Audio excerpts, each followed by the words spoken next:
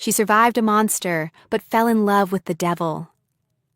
Lena finally escaped her abusive marriage, only to find herself living in the fortified mansion of a Mafia kingpin.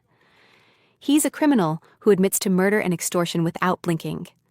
But he also feeds her midnight chocolate cake and promises she'll never be hurt again. Is it madness to trust a man who solves problems with violence?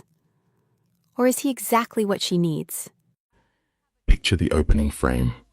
We fade in on Lena, her spine pressed against the unforgiving chill of bathroom tiles. The harsh lighting casts bruised shadows across her face.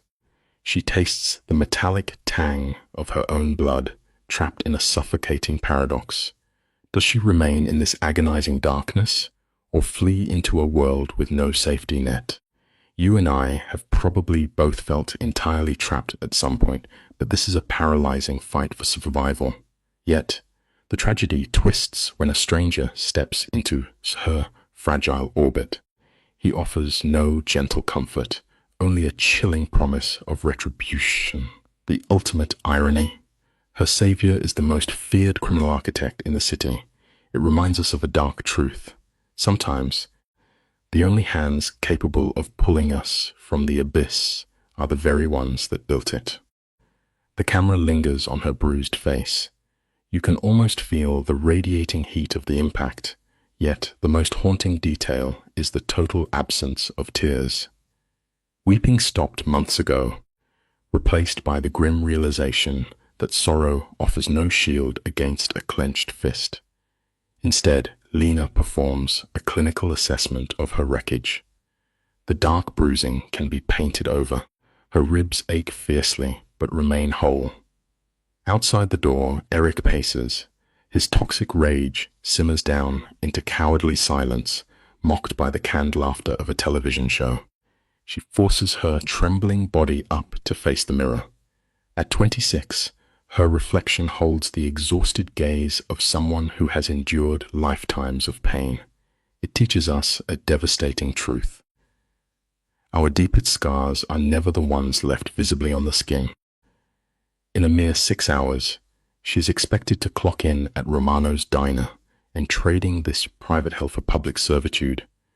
Her hands betray the violent rush of adrenaline, trembling uncontrollably. She watches blood-tinted water spiral down the porcelain drain. It is a grim visual metaphor for her spiraling reality. She methodically rehearses the worn-out lie of a clumsy fall, knowing her coworker, Maria, will offer nothing but a pitying glance. Lena reaches for her makeup, transforming a daily ritual into a desperate act of concealment. She layers the foundation with precision, burying the physical evidence of his cruelty beneath a manufactured mask. It reveals a tragic truth we must all face. Society often prefers a comfortable lie over the ugly, disruptive reality of human suffering. Pat, blend, set.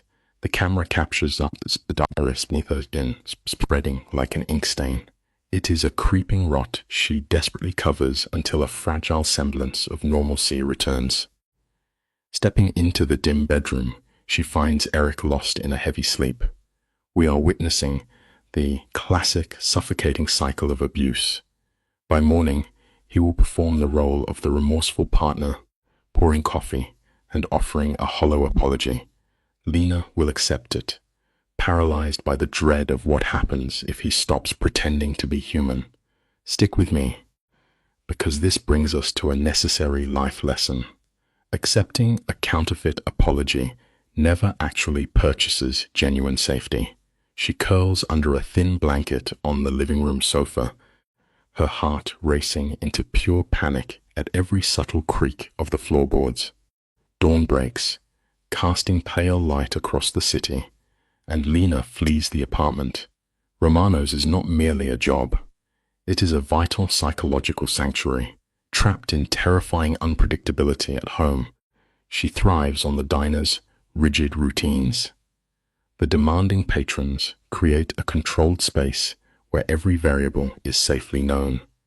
Delivering endless breadsticks offers a numbing comfort, allowing her to disappear into the blur of motion.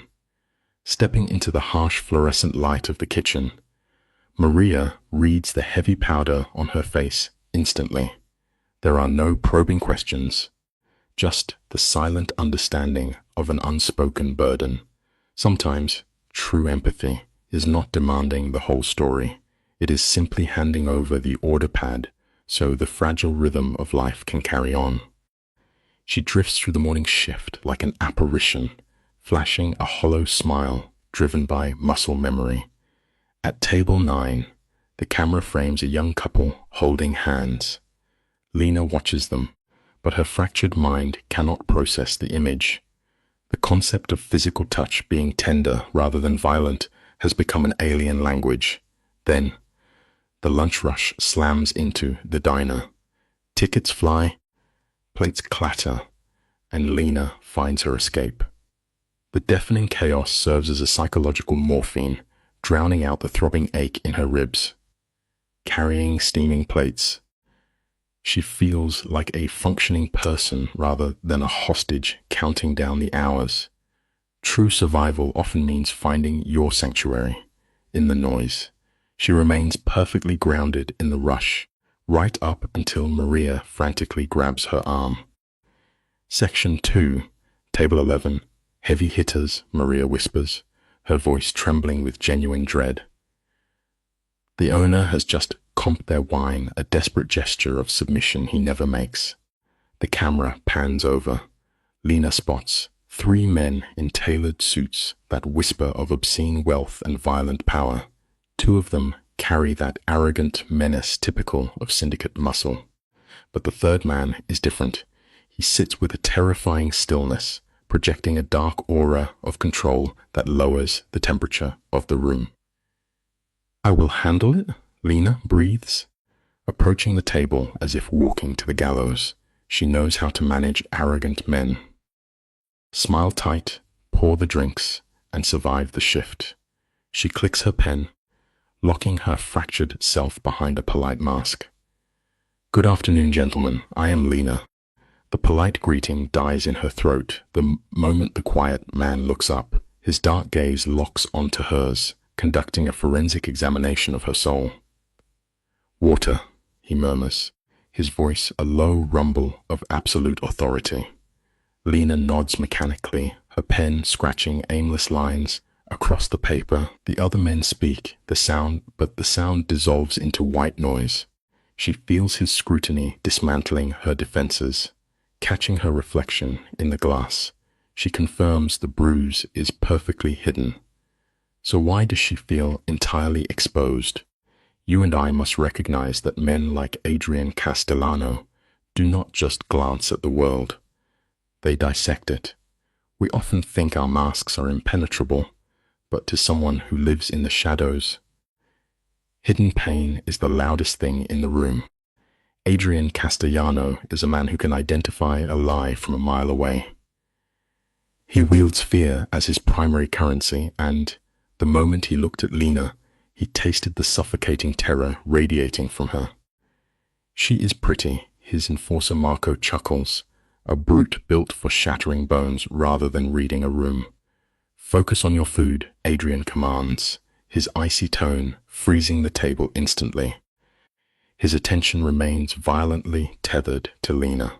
He observes her practiced movements as she clears the table, yet his sharp eyes catch the agonizing stiffness in her shoulders.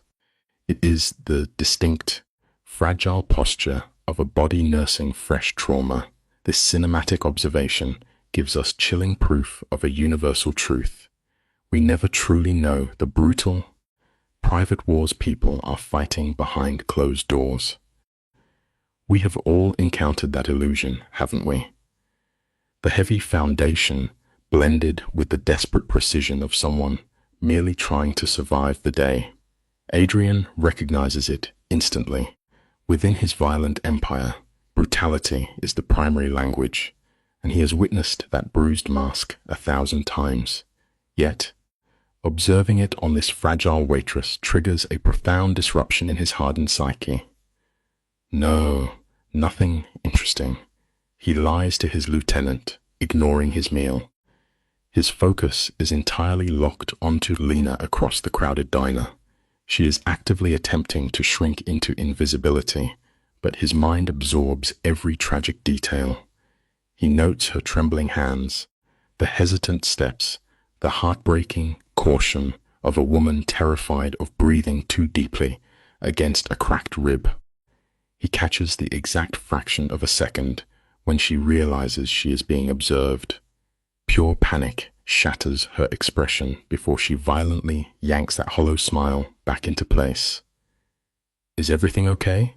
she asks, her voice devoid of life. "Fine," Adrian replies. "The check, please." She escapes the table instantly.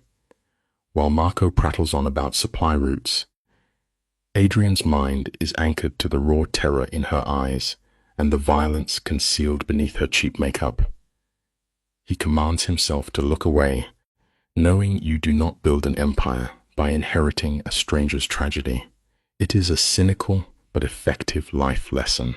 Sometimes, turning a blind eye is the safest survival tactic. He drops a thick stack of bills on the table and leaves the diner, but halfway to the cold street, he stops dead. Standing in the shadowed doorway, he watches her endure the harsh glare of the diner. Her exhausted eyes dart toward the exits like a cornered animal. "Get me her name," Adrian commands, his tone leaving no room for debate. Full name, address, everything. Dante barely blinks before nodding. As Adrian steps into the biting air, he lacks a plan. He only knows that abandoning this woman to her shadow is no longer a choice. Back inside, Lena's shift dissolves into a punishing blur. Clearing his table, she discovers $200 resting on a $70 bill. She assumes it is merely an arrogant display of power. But stick with me here, because true intervention rarely arrives gently. That stack of cash is not just a heavy tip. It is the opening move of a bloody vendetta. Let's look at this frame by frame, shall we? The diner was a blur of clattering plates, but the silent man in the corner shifted the room's gravity. Lena shoved her crumpled tip money into her faded apron, keeping her eyes on the floor. His heavy gaze felt like it could peel back her skin and expose the violent secrets she buried daily. By midnight, the hidden bruises across her ribs flared up, hot and agonizing. Her painkillers were long gone. In the flickering light of the staff bathroom, she absolutely refused to face the mirror. Later, on the night bus, she pressed her pounding forehead against the freezing glass. The saddest truth about surviving hell is that when fighting just to breathe, simply dreaming of a quiet life feels like an impossible luxury. Lena watched the blurred neon signs bleed into the dark, craving the privilege of ordinary misery. A screaming boss would be a dream compared to mapping out physical exit strategies in her own kitchen. Her decaying apartment building loomed ahead like a jagged concrete cage. Every agonizing step up that narrow stairwell was a fresh war against her fractured ribs. The hallway smelled of stale tobacco and silent defeat. But the moment her key scraped the metal lock, the blood in her veins froze solid. Eric was in there. The suffocating pressure of his waiting rage bled out under the doorframe. Sometimes the deepest scars we endure are invisible, teaching us a brutal lesson. True terror rarely roars. Most often, it just sits perfectly still in the dark, waiting for you to walk inside. "You're late." The words drifted out of the unlit living room, unnervingly calm. Eric wasn't screaming yet. He was setting the stage for the nightly performance. Lena mumbled an excuse about the transit schedule, setting her worn bag down like it was made of glass. When he responded with a vague grunt, she slowly exhaled. Neutrality was the greatest mercy she could hope for. She moved to the cramped kitchen to boil water, swallowing back the sharp agony in her side. It is a terrifying flaw of human nature, how effortlessly we adapt to our suffering. Then The atmosphere thickened. "Smells good," he murmured, crowding her space. His heavy hand clamped down right over her injured shoulder. The darkest truth about control is that it rarely starts with an explosion. Usually, it's just a silent, crushing grip. His fingers weren't breaking her bones tonight, but the quiet promise of violence thrummed beneath his skin. "You're good at this," he whispered. Lena kept her eyes glued to the boiling water, forcing out a hollow "thank you." Then came the sickening pivot. He apologized for the night before, deploying that manufactured tenderness he used to buy a cheap pardon. He swore he never meant for things to escalate. The sheer audacity made her want to hurl a plate at the wall. Flinging someone against a sink is never an accident, but survival in a cage demands absolute submission to the script. She nodded and said it was fine. The most painful reality of living with a monster is learning that fighting for your dignity is a luxury that only gets you destroyed. Eric tightened his grip to broadcast a chilling reminder. He could shatter her collarbone any time. "I love you, you know that," he murmured, his tone full of artificial warmth. Lena swallowed hard and agreed, playing her role perfectly to buy a night of peace. She listened to his boots drag back to the couch, masked by the television's blare. Frozen at the stove, she mechanically stirred the pot. The true tragedy of abuse isn't just the panic, it's the creeping apathy that convinces you to give up the fight. But this is where fate violently turns. High above her rotting ceiling, a different kind of predator was watching. Adrian Castellano stood motionless by his penthouse glass, letting the neon light wash over him as he watched the city bleed. At 8 o'clock, a man who traded in shadows stepped into the office. Dante dropped a heavy dossier onto the polished mahogany. "Her name is Lena Torres," the enforcer recited. "She's 26, bleeds herself dry at a diner, and barely makes rent." Adrian peeled the cover back. A photograph stared up at him, capturing a woman whose eyes still held a stubborn flicker of life. "Married?" Adrian asked, his voice stripped of warmth. Dante nodded grimly. 2 agonizing years bound to a parasite named Eric Hale. The guy had an endless trail of public drunkenness and quiet brutality. "No prison time," Dante admitted, but the cops knew their front door by heart. The bitter lesson is that the law is often a paper shield, entirely useless against the monsters who share your own home. 5 emergency calls, 0 actual consequences. Adrian stared at the ink, absorbing the system's failure. It is a tragic reality we rarely admit. The math of trauma is always rigged against the victim. Her bank statements barely cleared $300. Medical charts documented fractured ribs, the undeniable signature of a heavy fist. Dante questioned why a ruthless boss was anchored to a random waitress. Adrian snapped the folder closed, demanding around-the-clock surveillance on her building. Dante warned him that stepping over this line was dangerous. Adrian knew he should walk away. His soul carried enough sins already. But the vital lesson is that once you recognize the silent scream of a broken spirit, looking the other way becomes the ultimate act of cowardice. "I want eyes on that building every second," Adrian ordered. "I need to know exactly where that parasite breathes." Dante shifted. "And the wife?" he pressed. Adrian didn't blink, especially her. Dante slowly nodded, his silence openly asking if the boss was about to make a massive mistake. Adrian held his stare. "Probably. Actually, definitely," he confessed in a dangerous whisper. As the door clicked shut, Adrian turned back to the glowing city. "Watch closely now, because this is where the rules shift." Millions of windows out there hid countless agonizing wars. The golden rule of his world was simple: you cannot play savior.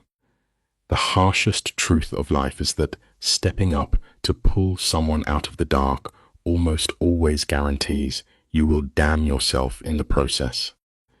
Yet some choices are beautifully worth the ash they leave behind.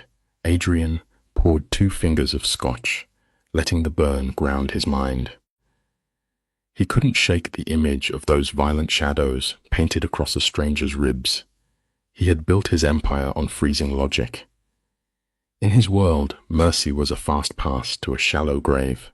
But here is the profound reality we all confront. Our defining choices are never calculated by reason. They are forged in the quiet dark, driven by what our conscience refuses to ignore. 72 hours later, Lena was rushing between tables when that heavy phantom pressure dropped onto her spine again. The hairs on her arms stood up. She spun around, bracing for a hit, only to find a diner full of oblivious strangers. The unseen watcher had returned. Lena tried to scrub the paranoia from her mind, but the sensation clung to her like a wet coat. Invisible crosshairs were tracking her every move. She blamed her battered nervous system. When you share a bed with a human landmine, sleeping with your shoes on just in case you need to bolt, your brain hallucinates danger. But beneath the panic, a fractured part of her wondered if someone was actually looking out for her. It is a devastating measurement of human despair when the idea of a stalker feels more like a rescue mission than a threat. By dawn, fresh surveillance photos hit Adrian's massive desk. The images documented a pathetic cycle of decay. The first shot captured Eric stumbling out. 2 hours later, the parasite was already slumped in a rotting tavern. The photos revealed Eric among other bottom feeders. By late afternoon, he staggered back to his cage, primed for violence. But the evening shots made Adrian's jaw lock. He watched Lena step into the cold, cheap concealer, failing to hide her bruises. He saw her return, and at midnight, carrying the weight of the sky, the window illuminated, and 20 agonizing minutes later, the lights cut out. The camera couldn't penetrate that darkness, but Adrian's mind painted the brutal reality. Dante questioned how an unemployed addict afforded his poison.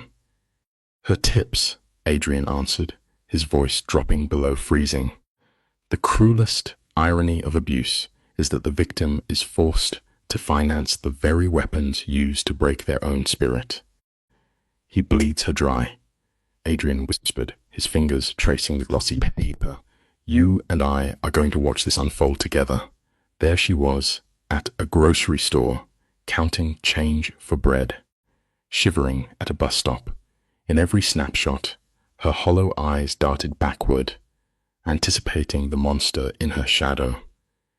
Dante casually offered to go have a conversation with the husband. We all understand that translation of underworld diplomacy. It ends with shattered teeth. Not yet, Adrian instructed. When pressed for a strategy, the boss offered only silence. He was disgusted by the quiet machinery of domestic terror society ignores. I am working on it, he murmured. The ultimate truth of absolute power is that the second a violent solution locks into your mind, the trigger is already pulled. Let us unpack Adrian's cold strategy together. He built his underground empire by locating a weakness and erasing it. The game plan is identical here, but the trick is saving this bruised woman without morphing into the exact monster she fears. She cannot trade a domestic cage for a mafia prison. Adrian quietly orders his enforcer, Dante, to track the parasites her husband drinks with. Dante asks if the girl realizes they are watching. Adrian murmurs that she will figure it out soon enough. He locks his heavy files away and stares at the neon city below. The people on the street remain totally oblivious that the men in high towers are making silent moves to rewrite their destinies. It just goes to show the most profound changes in our lives often happen when we are looking the exact opposite way. Miles away, Adrian studies the dark skyline, his mind anchored to Lena. He knows she is trapped, covering fresh bruises and rehearsing hollow stories to protect the man destroying her spirit. For a boss, the question is never if he can step in. The mystery is whether she will allow herself to be saved. The next morning, Lena is filling salt shakers when Maria slides into the diner booth, asking if they are going to keep pretending this is normal. Lena whispers that everything is fine, but Maria refuses to ignore the heavy concealer and the constant flinching. Lena just stares blankly at the worn wooden table, hands trembling slightly. The simple lesson is that the denial might shield your fragile pride, but it will never actually heal your deep wounds. Staring at the salt is far easier than making eye contact. That genuine concern is a warmth Lena cannot handle. She mumbles that things are complicated, but Maria pushes back, reminding her that real friends do not just watch you get destroyed. How can Lena articulate that walking out is a death sentence? She already tried to escape once. Her husband hunted her down, and the brutal retaliation kept her locked in a room for a week. She learned that running only makes the monster twice as vicious, so Lena lies, claiming she has it all under control. Maria stays quiet, then reaches across the table to grip her hand. It is a harsh reality, but sometimes a quiet act of unwavering support is the exact anchor keeping a person from drowning in their own terror. You and I have probably both known someone trying to force a smile through a living nightmare. Maria leans closer and drops a massive bombshell. She tells Lena that she used to have a sister, past tense. She explains how her sister swore she had her toxic romance under control, right up until the police found her body 3 years ago. Hearing this, Lena feels something fragile snap inside her chest. Maria squeezes her hands, warning her that violent men never magically heal. They only turn up the heat. Lena finally exhales, confessing she has no idea what to do next. It is the rock-bottom admission of a woman who realizes the walls are crushing her. Recognizing you are in real danger is terrifying, but facing that ugly truth is always the essential first step towards survival. Maria begs her to pack a bag, walk out, and never back. Lena instantly drops her defensive excuses. She is terrified her husband will hunt her down and finish the job. Maria insists there are safe houses designed to pull victims out of the darkest situations, but Lena sharply pulls her hands away and returns to the salt shakers. That mindless routine is the only thing she can control while her universe spins off its axis. She whispers a hollow lie about needing time to think it over. Then the afternoon rush hits the diner like a freight train. Lena pushes through the chaos, her bruised ribs feeling like jagged glass with every breath. Keeping busy is a classic trauma response. Sometimes we bury ourselves in the daily grind just to avoid facing the reality that our time is rapidly running out. The shift happens while wiping down a corner booth. She gets that intense, prickling sensation of heavy eyes locked onto her. Lena turns, and locks gazes with a stranger at table 14. He sits perfectly still, zeroed in on her like a predator. He gives a slow, deliberate nod, as if they share an unspoken secret. Her pulse hammers against her bruised ribs. She forces herself to stack plates, hands shaking so violently she almost drops them. By the time her shift ends, she realizes 3 different men have been tracking her every move. Her nerves are completely fried. She changes clothes fast, avoids her reflection, and rushes out the back door into the alley. Always pay attention to your instincts. When your gut tells you the shadows around you suddenly have teeth, it is time to start moving. She makes it half a block before hearing the sound. Footsteps, steady, matching her panicked pace. Glancing back, her worst nightmare materializes. One of the watchers from the diner. Pure panic floods her system. Lena bolts, gasping for air, as the pain in her chest drags her down. But she is outmatched. A strong hand clamps onto her wrist, stopping her dead. She screams and swings wildly, but the man restrains her with a calm grip. He tells her to relax, swearing he will not hurt her. He introduces himself as Dante, adding that his boss, Adrian Castellano, requests a word. Lena stands there, drowning in adrenaline. It is wild how fast life flips.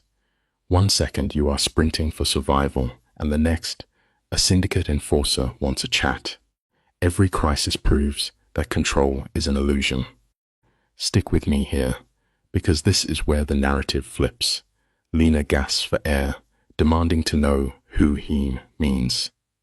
Dante maintains his cool and reminds her of the wealthy gentleman she served last week.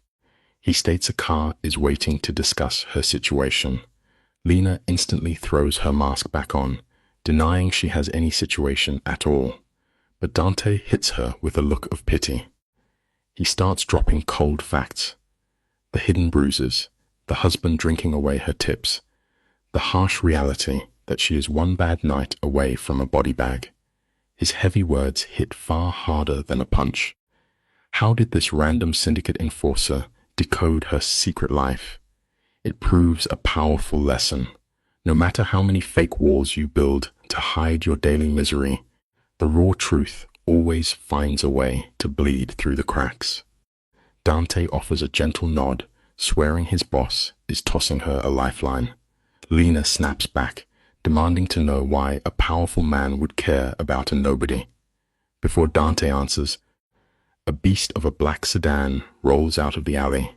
The door pops open, and Adrian Castellano steps onto the pavement. He moves like a predator who owns the streets, wearing a suit worth more than her life. But here is the fascinating detail. His dark eyes hold a heavy, ancient sorrow. He says her name with gravity and apologizes for the ambush. When she accuses him of stalking her, he does not even attempt to spin the narrative. He simply looks her dead in the eye and says yes. Total ownership, but honesty is wild. A single drop of unfiltered truth can shatter defensive walls that took agonizing years to build. Lena stands shivering in the cold and flat out asks him why he is doing this. Adrian steps closer and she does not even flinch. He tells her straight up it is because she needed someone to finally notice her pain. He starts peeling back the dark layers of her life like a surgeon. He knows about the explosive rages, the fake hospital stories, and the exhaustion of funding her own torture. He destroys her denial until she is totally exposed. So, she asks the ultimate question, what does he want in return? His quiet answer drops her, nothing. He just wants to help. We know perfectly well that this gritty world almost never gives you something for free. But sometimes, when you are at your lowest point, a random miracle shows up dressed in a tailored Mafia suit. Adrian promises her absolute protection that will make her husband realize that even looking in her direction means his funeral. Lena whispers, still in shock, asking why he cares so deeply. A heavy shadow drops over Adrian's eyes, and he unloads a dark backstory. He confesses that his mother stayed with his violent father for 15 brutal years. The man who tucked him into bed turned into a monster by midnight. When his mother finally found the courage to run, his father took her out in a parking lot. Adrian was only 12, watching as his own flesh and blood destroyed the woman he loved. It is completely tragic, but it teaches a sobering lesson. Sometimes the very people society claims are supposed to protect us end up being the exact monsters we need saving from. Tears well up in Lena's eyes as she breathes out an apology. Adrian holds her gaze, a man driven by the ghosts of his past. He spent his childhood praying for a heavy hitter to show up and save his boat. Now that he holds that power, he refuses to abandon another girl trapped in the dark. He tells her the choice is hers. She can walk back to her apartment and wait for the terrible ending, or step into his ride and vanish. His crew will handle the fallout. Her husband will learn that she is permanently off limits. She could finally breathe again without fear. Let us reflect on this choice. This boss is offering her a brand new tomorrow. It is a powerful reminder that sometimes real survival means dropping your heavy shield and letting someone else fight the war for you. Let us step into the shadows of this room together. Adrian leans across the dim table, offering Lena an impossible escape, unlimited money, ruthless lawyers, and absolute safety. Lena searches his face, her brow furrowing. Why would a crime boss save a stranger? Adrian offers a hollow, fractured smile. Because I can, he whispers, the tragic ghost of his own mother lingering in his quiet voice. Lena squeezes her eyes shut, fighting the suffocating memory of Eric and his coiled fists. In the end, true survival often demands taking the very hand reaching into your darkness.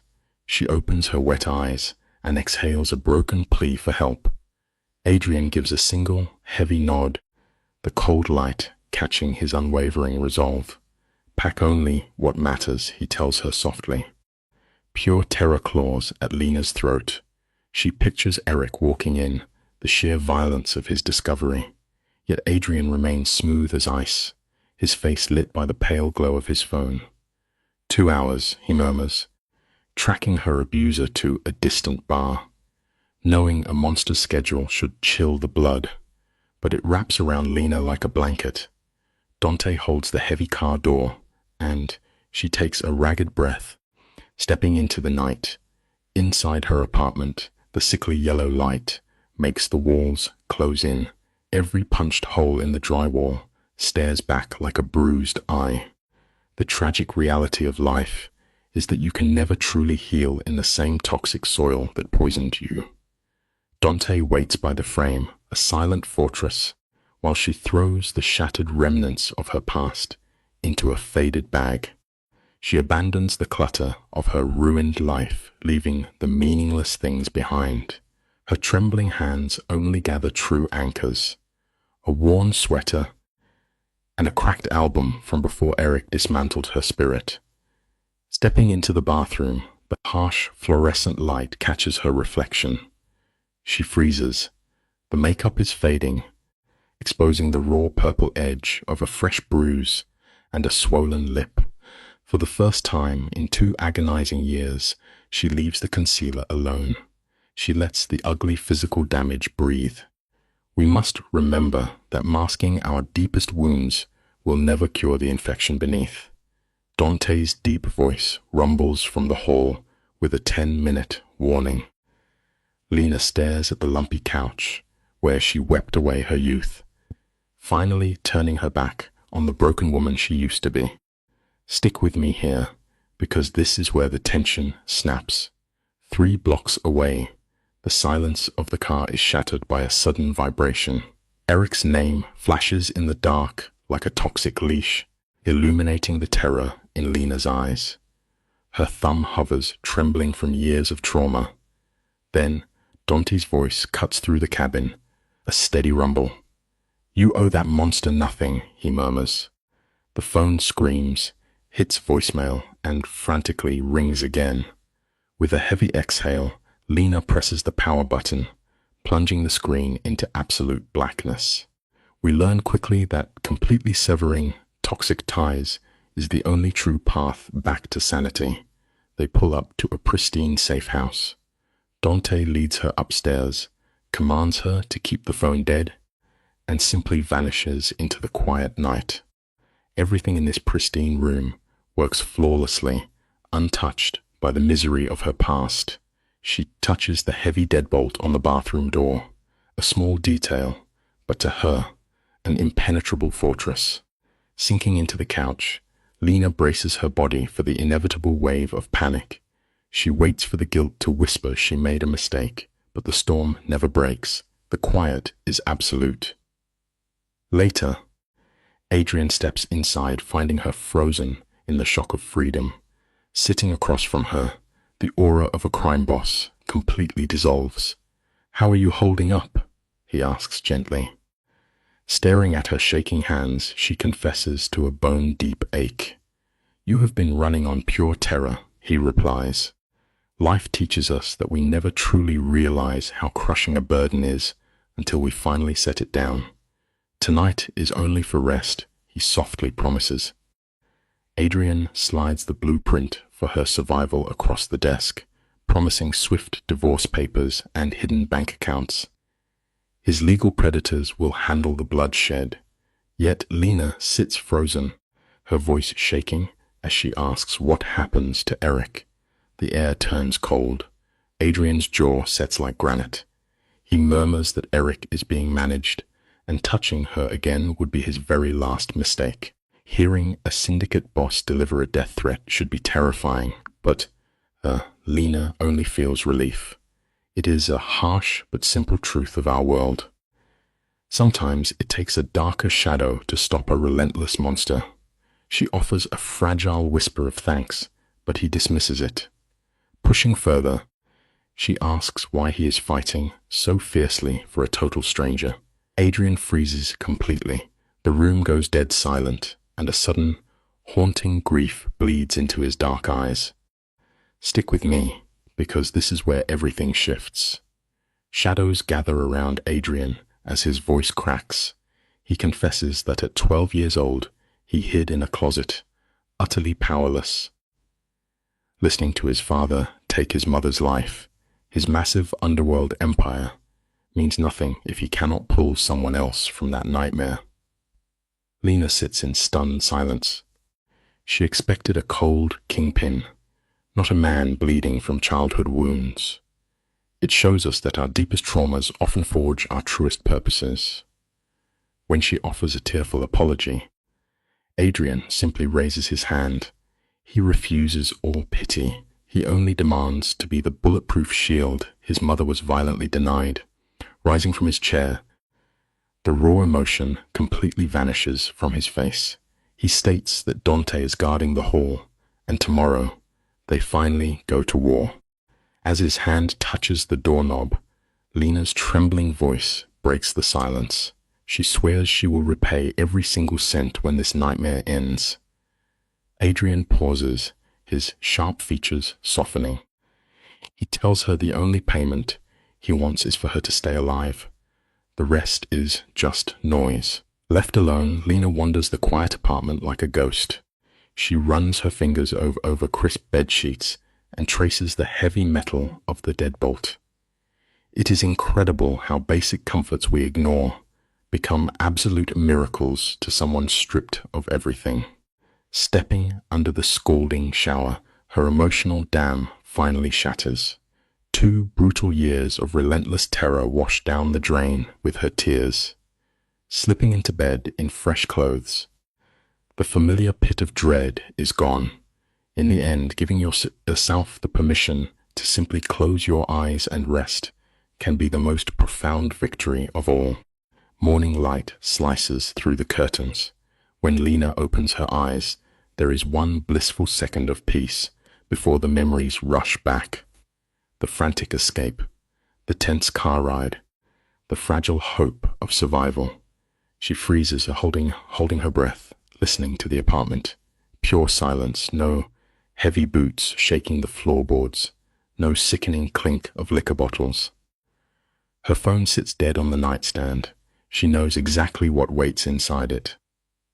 Eric has probably called 100 times, swinging wildly between sobbing apologies and venomous threats. It is a painful truth that abusers will always weaponize your empathy to keep you locked inside an invisible cage. But today, that cycle ends. She is not shivering in a dirty bus terminal anymore. Opening the bedroom closet, she finds a row of beautiful, fresh clothes hanging there like a quiet, undeniable promise of safety. Adrian planned every detail of this escape with frightening accuracy. A fresh toothbrush rests by the sink, and the kitchen holds warm bread and dark coffee. As Lena prepares breakfast, a strange realization hits her. Her stomach is no longer tied in painful knots. True healing really begins when you can finally find peace in the simple, everyday routines of life. She is just rinsing her plate when 3 sharp knocks rattle the front door. It is Dante, and he brought company. Beside the guard stands a woman in a razor-sharp tailored suit, her eyes completely devoid of warmth. This is Catherine Morris, the legal predator Adrian unleashed for the battle ahead. Catherine extends a steady hand, her voice perfectly calm as she asks if Lena is prepared to officially file for divorce. The finality of that word hangs in the quiet room, dropping like a lit match onto soaked gasoline. You and I are about to watch this tragedy unfold. The camera pushes in as Lena takes a jagged breath, whispering that she is ready. Catherine drops a heavy stack of documents onto the cold table, weaponizing the miserable arithmetic of Lena's marriage into an emergency order. Lena's eyes dart wildly, begging to know how fast this paper shield will work. Catherine's voice is ice. The order is instantaneous. If Eric crosses the line, he rots in a concrete cell. But Lena knows her abuser's twisted mind. Eric would scorch the earth before accepting defeat. She trembles, asking what happens when he ignores the law. The vital truth here is clear. Surround yourself with absolute warriors. Catherine does not blink, calmly promising to bring the fire directly to his front door. Let us step into the shadows and unpack this together. The stark lighting casts pale halos as Catherine delivers a cold dose of reality. She explains that bringing Adrian Castellano into this war shatters the foundation of her abuser. A judge can issue frail papers, but the dark shadow of a criminal syndicate speaks the only language Eric respects: absolute dominance. As this terrifying truth hangs in the air, the tight tremor in the hands of Lena finally ceases. A profound, tragic peace washes over her pale face. For 2 grueling hours, they dissect the grim anatomy of her suffering. Catherine calmly asks for the hospital records. Those faded papers are no longer mere memories of a victim. They are being hammered into weapons. The lesson is enduring. The very wounds inflicted to keep a soul chained often become the undeniable blades that finally cut them free. Catherine writes with the precision of an archivist documenting a fallen empire.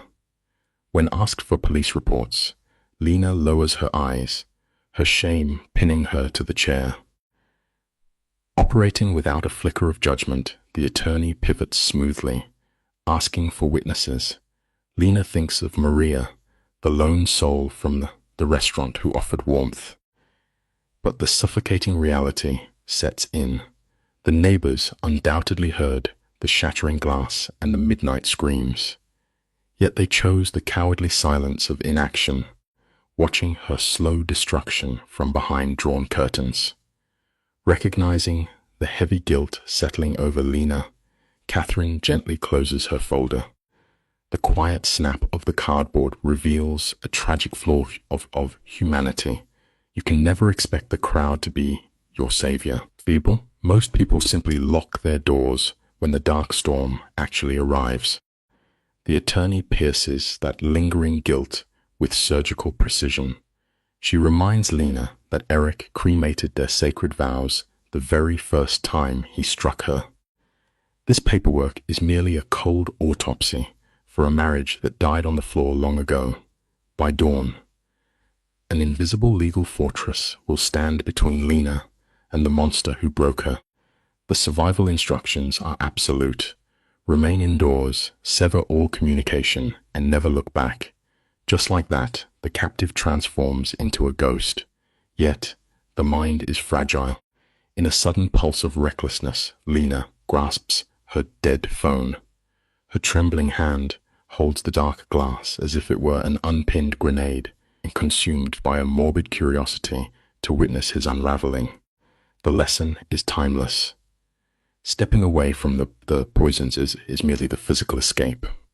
Killing the psychological addiction to looking back at the flames is the true battle.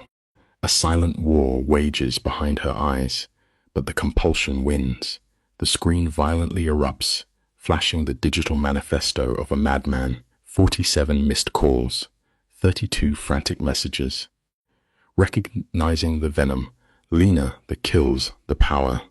The glass goes black. She spends the heavy afternoon drifting like a phantom through the safe house, tracing her fingers over the surreal luxury of her refuge. A warm shower feels like a stolen privilege after years in a psychological prison, yet her thoughts remain anchored to the glaring anomaly of Adrian Castellano, a king of the underworld who randomly deployed his resources to rescue a broken stranger. Men wielding that terrifying influence do not dispense miracles without a motive. It brings us to a fundamental law of survival. Whenever an escape route appears completely flawless, you must begin searching for the invisible toll it will inevitably demand. Picture this. You and I are sitting in the heavy silence of a dimly lit room where the shattered mind shifts into paranoia. Lena sits motionless, agonizing over the invisible master plan of Adrian. He has not demanded a single concession. This hollow absence of a transaction is far more alarming than the familiar cruelty of her former husband. The structure of her abuse was horrific, but it had a twisted pattern. You endure the violent pain to earn survival. This syndicate leader operates on a foreign axis. Around 6, the heavy door opens. Dante arrives with food, mentioning that the Don intends to visit her later. The quiet statement causes a glacial panic to cascade through her veins, freezing her breath. It illuminates a deeply unsettling reality. Sometimes the unearned benevolence of an untouchable stranger feels vastly more terrifying than the predictable brutality of the devil you already know. Before the door clicks shut, Lena anchors Dante to the spot. She asks his tenure with the boss, her voice searching for any baseline of trust. 8 years, he replies. She presses further, desperate to know if Adrian secretly runs a sanctuary for broken souls. Dante pauses. The dim light catches his face as he delivers a chilling assessment. Adrian adheres to an unorthodox moral compass. He is capable of total salvation or absolute destruction, but his word is an unbreakable iron contract. Dante promises her safety and vanishes. Left in the quiet, Lena stares at her meal, wrestling with the glaring warnings in her periphery. What kind of shadowy empire is mobilized merely to shield one woman from an abuser? It encapsulates a profound human dilemma. We spend so much of our frantic existence fleeing from wolves that we fail to question why a tiger just offered us a place in his den. At exactly 8, the arrival of Adrian rewrites the pressure of the room. He traded his corporate armor for dark denim and a black shirt, an aesthetic that amplifies his lethal aura. Taking a seat, he maintains a calculated distance. The legal machinery of the divorce is turning. But when the topic shifts to Eric, the voice of the boss plummets to absolute zero. He reveals a surveillance network bordering on the omniscient. Every phone call, every drunken stumble her former husband makes is monitored. Should Eric even exhale in her direction, Adrian will know. For an innocent civilian, this predatory tracking would be deeply disturbing. But for Lena, it washes over her shivering frame like a warm baptism of security. The psychological takeaway is stark.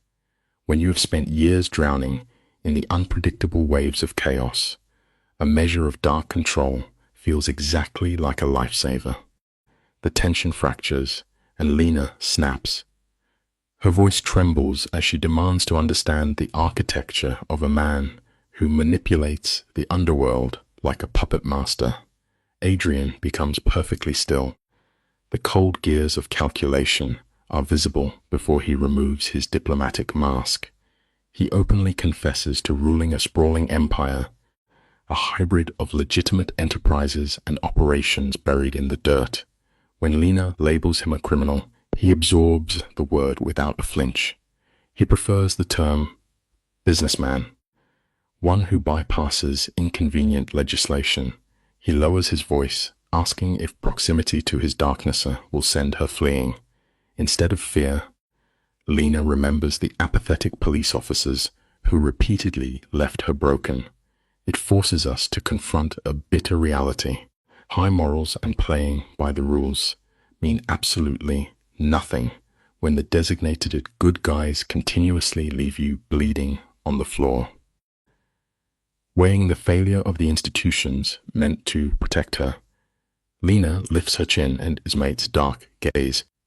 She states that his status outside the law is completely irrelevant.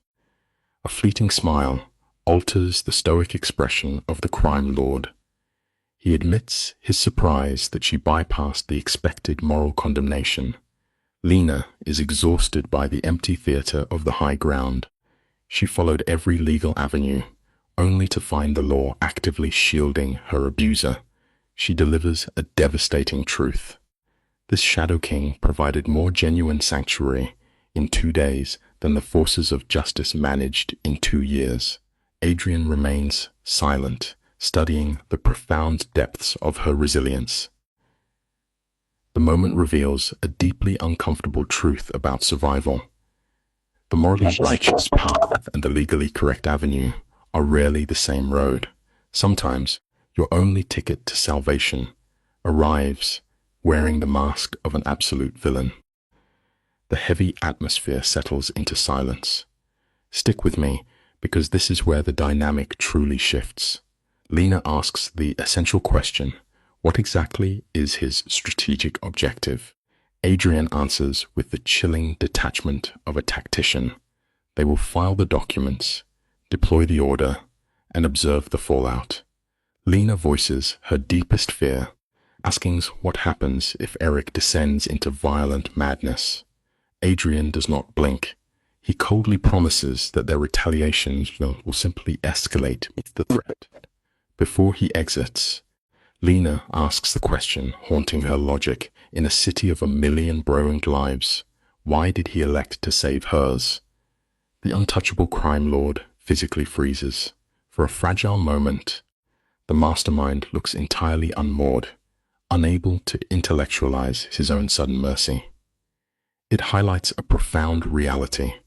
We constantly try to force logic onto a chaotic universe, but the most massive connections are born from pure, irrational instinct. In the dim light, the armor of the boss finally cracks. He confesses to observing her at a restaurant, noting the paralyzing terror concealed behind her fragile smile. In that moment, something within his hardened psychology fractured. The option of walking away ceased to exist. Watching his vehicle dissolve into the shadows, Lena confronts the reality that her fate is tethered to a sovereign of the underworld. Paradoxically, this brings a deep sense of security. But the harsh dawn shatters that peace. Catherine calls, delivering the definitive update. The judge authorized the documents, and the police have officially served Eric. Immediately, a visceral dread twists her stomach into a knot. The dark storm has officially arrived. Let us absorb an essential truth together. The precise second an abuser comprehends the evaporation of their control is the exact moment their capacity for violence reaches its terrifying zenith. The police gave Eric a clear ultimatum: violate the order, face jail. But as the phone goes dead, a horrifying realization crystallizes. Tyrants do not bow to paper mandates. A glacial dread locks Lena's joints. Notice that suffocating shift in the room when a storm upgrades its severity. Eric would never passively sign away his possession. Within his corrupted mind, Lena is not a partner, she is property. The morning stretches into a psychological torture chamber. She tries to move, but his shadow suffocates her thoughts. By midday, Dante knocks with grave updates, bringing a brutal reality into focus. Escaping the physical grip of a toxic environment is never the true conclusion. It is only the terrifying prologue to a vastly more dangerous war. Dante drops a bag on the table, his face completely hollow. He delivers the crushing blow. Eric is actively hunting her, squeezing the city's ghosts for any trace. Lena feels her throat turn to ash. Dante calls her ex predictable, but raw panic rejects logic. Suddenly, the landline violently shatters the room's dead silence. The camera lingers on Lena staring at the receiver. Nobody has this number. On the fourth ring, her trembling hand lifts it. It is Eric. Slurring and unhinged, he demands answers about the papers.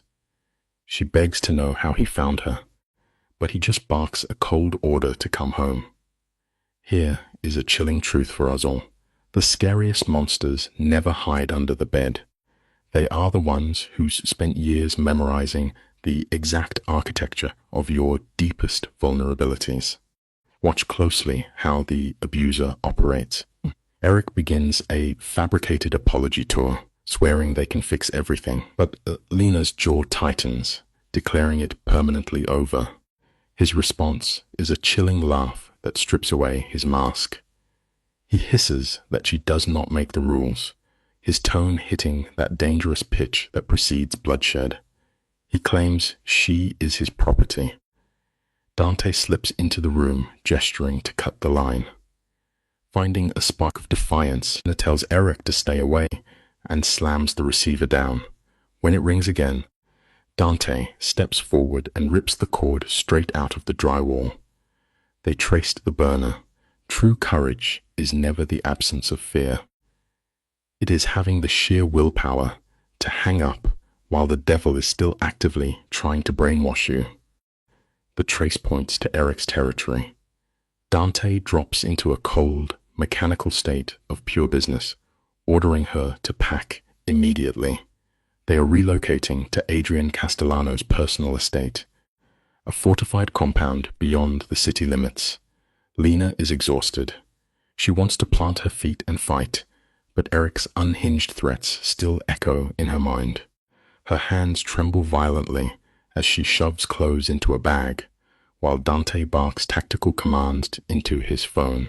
Minutes later, they speed north in a black sedan, leaving the gritty city behind for a world of heavy iron gates. We must acknowledge a bitter truth here. When forced to flee a relentless predator, you rarely find true freedom. Sometimes, survival simply means trading your current nightmare for a beautiful cage with much heavier locks. The camera pans across an intimidating security perimeter. It radiates a silent message. The owner has the wealth to buy isolation and the muscle to enforce it. Dante guides her inside, where a housekeeper named Rosa waits. Lena ascends a sweeping staircase into a master suite that makes her old life look microscopic. The aggressive luxury surrounds her. Overwhelmed, Lena whispers that this is entirely too much. Rosa smirks, stating that Castellano never does anything halfway. Left alone, Lena collapses onto the massive mattress, her exhausted mind refusing to power down. There is an unsettling reality about carrying trauma. When you have spent your existence bracing for the next violent impact, stepping into a genuinely safe space feels exactly like walking into a carefully baited trap. Let us examine this psychological whiplash. 3 days ago, Lena was peeling herself off a freezing bathroom floor. Now, she sits inside a stronghold, guarded by a syndicate leader to escape a murderous husband. Adrian fills the doorway. His collar is loose, but his eyes are sharp as shattered glass. He promises this house is a vault. Lena trembles. warning that Eric will never stop. Adrian steps forward, his dark energy consuming the oxygen. He delivers a chilling promise. They will teach Eric what happens when you touch something belonging to Adrian Castellano. That extreme ownership should be a massive red flag. But here is the brutal reality of survival. Sometimes, you simply have to recruit a much larger monster just to keep the everyday wolves at bay. Watch how possession takes a different shape here. Unlike Eric's suffocating control, Adrian's possessiveness projects the heavy safety of a titanium shield. When Lena points out she does not belong to him, Adrian slowly nods. He explains that, in his violent world, keeping someone under his wing implies ownership to any rival foolish enough to test him. She asks what he plans to do to her husband. Adrian lets a heavy cinematic silence fall. He softly promises to show Eric how violently narrow his options truly are. He can sign the papers and vanish, or keep pushing and meet the demons in the dark. Lena realizes this man is prepared to destroy her abuser, feeling zero disgust and only profound relief. We all eventually learn this vital truth. A fist raised to lock you in a cage is fundamentally different from a sword drawn to protect your peace. Welcome to the midnight hour. You and I are about to step into the shadows of this story. Picture Lena, anxiety spiking as the camera circles. Adrian casually announces the takedown happens tonight. He treats Eric as a volatile variable requiring a preemptive strike. The room shrinks as Lena stares at this crime boss, begging him not to end her abuser's life. Shock registers in Adrian's cold eyes. Lena refuses to absorb that dark karma. She must prove she operates above the villains. Adrian recognizes the crushing weight of her pain, and miraculously, he backs down. He agrees to let Eric breathe, but promises to make him realize his existence depends entirely on Lena's mercy. The meaning here is profound. The greatest demonstration of true strength is holding back the darkness when you possess the absolute power to destroy someone. Adrian holds her gaze. He asks if she is certain, warning that once he initiates this sequence, there is zero turning back.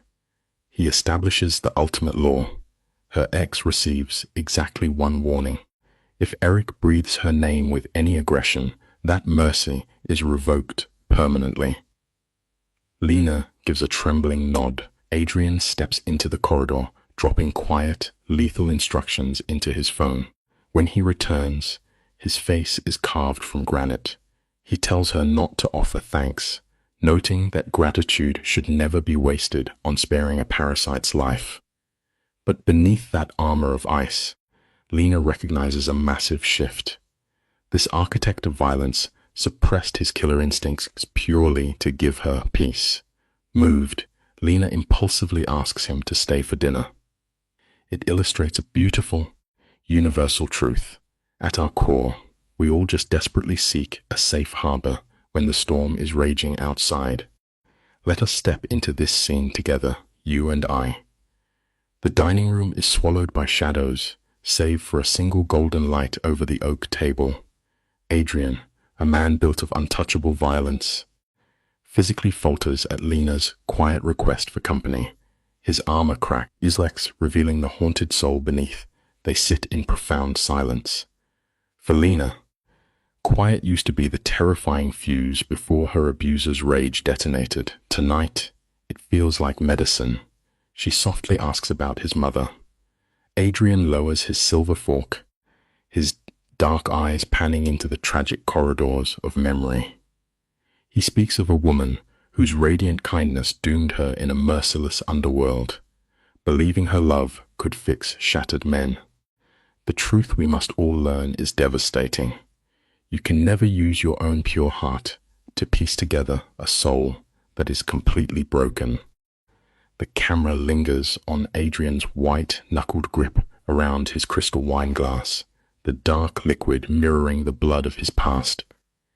His voice drops to a gravelly whisper, admitting his mother was catastrophically wrong to think love could cure violent men. In this dimly lit space, a profound trauma bond locks into place. He confesses her memory is his anchor, the single boundary keeping his own inner beast at bay. This terrifying Mafia boss built an empire of intimidation, strictly to honor a gentle woman who died because the world looked away. Lena reaches out, her voice steady, assuring him his mother would be deeply proud of the protector he became. It is a heartbreaking paradox we all eventually face. We so often forge our heaviest, most impenetrable armor out of the exact same violence that originally tore us to pieces. Let us look closely at the framing of this quiet moment. Lena leans forward, desperate to convince this underworld king that a divide exists between a monster and an instrument of karma. Adrian merely studies the candlelight in her eyes, knowing how quickly that moral line dissolves. Yet his armor cracks, revealing a man just as fractured. A profound realization washes over Lena. For the first time in years, she is not frantically calculating an escape. She is simply breathing. Adrian stands, offering an unbreakable vow to handle her toxic ex tomorrow, cementing her safety. Healing is a wild architecture. You and I know the absolute hardest step in life is often just giving ourselves permission to drop our heavy shields and finally take a real breath. Let the camera pan down to the dark city streets. We know exactly what is unfolding in the shadows. Eric is receiving the harshest wake-up call of his existence, realizing his toxic dominion over Lena is finally severed. Above, Lena rests within the stone walls of a syndicate fortress. Yet, one must wonder what the true cost of a mobster playing savior is. She sleeps, unaware of the invisible ledger tallying her debt. At 3 a.m, the illusion of peace shatters. Trauma cruelly rewires the mind to reject safety.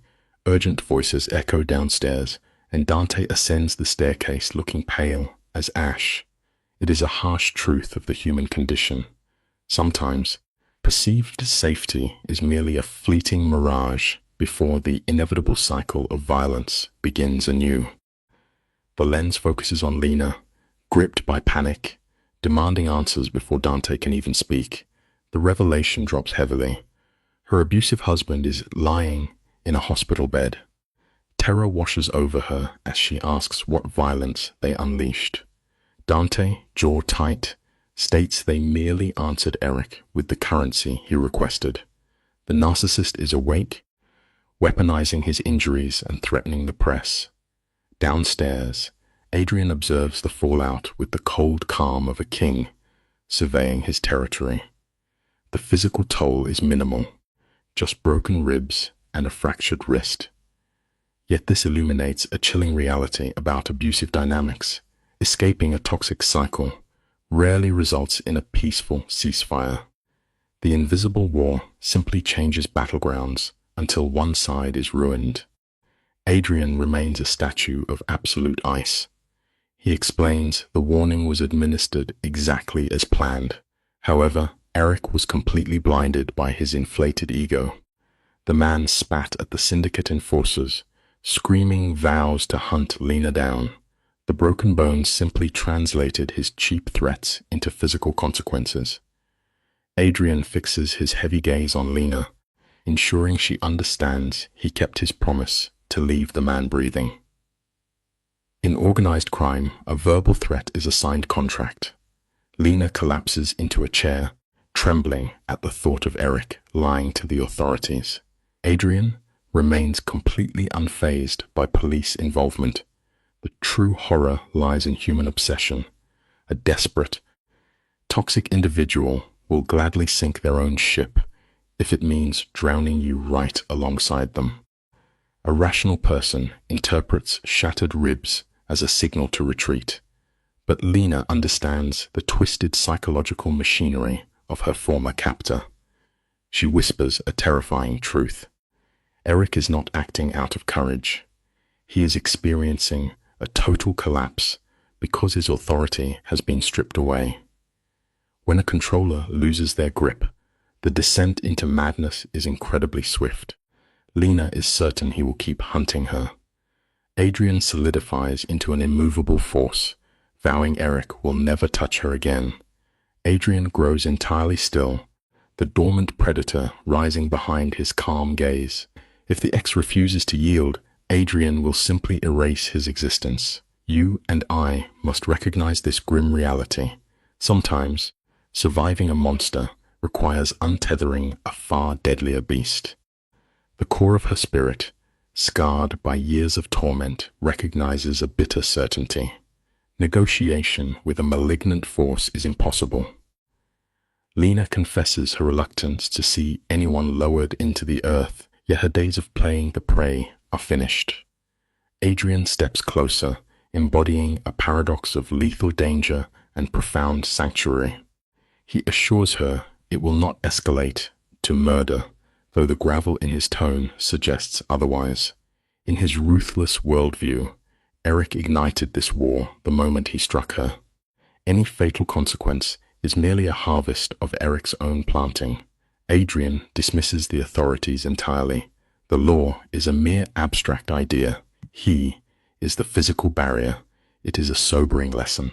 Highly toxic individuals are entirely immune to the concept of a peaceful resolution. Look at the tragic framing of this dynamic. Abusers molded in Eric's image never gracefully exit the stage. They escalate their violence until a superior force breaks their momentum. Adrian is that immovable wall. Lena studies his face, wrestling with cognitive dissonance. How can the gentleman from dinner be the same boss orchestrating brutality? By logic, she should be repulsed.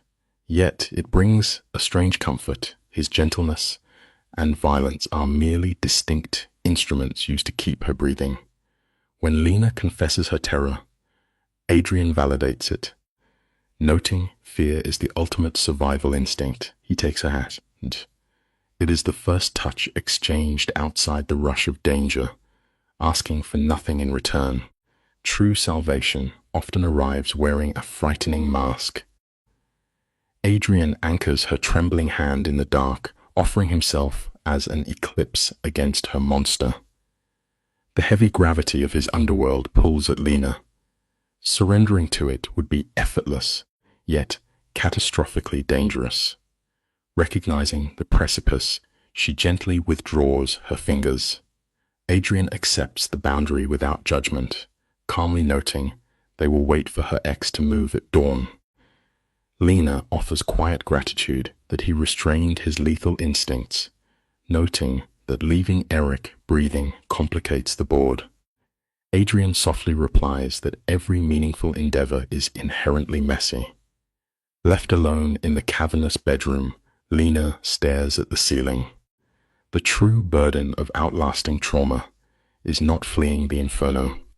It is sitting in the quiet aftermath, waiting for the embers to stop burning. Morning bleeds through the heavy curtains. Lena is stranded in a cruel paradox, existing in a sanctuary carrying the scent of impending violence. Abandoning sleep, she finds Rosa preparing coffee downstairs.